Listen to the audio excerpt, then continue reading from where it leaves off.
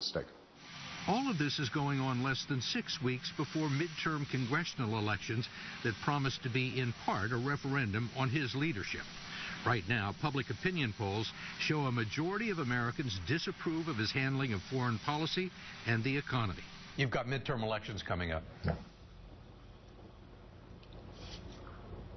Are you going to get shellacked? Well, are you optimistic? What are the issues, and what are you going to tell the American people? Here's what I'm going to tell the American people. When I came into office, our economy was in crisis. We had unemployment up at 10%. It's now down to 6.1. We've had the longest run of uninterrupted private sector job growth in our history. We have seen deficits cut by more than half. Corporate balance sheets are probably the best they've been in the last several decades. We are producing more energy than we have before, more clean energy than we ever have before. I can put my record against any leader around the world in terms of digging ourselves out of a terrible, almost unprecedented financial crisis.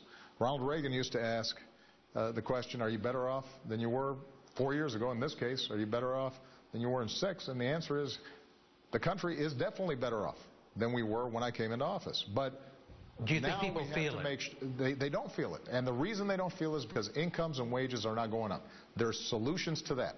If we raise the minimum wage, if we make sure women are getting paid the same as men for doing the same work, if we are rebuilding our infrastructure, if we're doing more to invest in job training so people are able to get the jobs that are out there right now, because manufacturing's coming back to this country.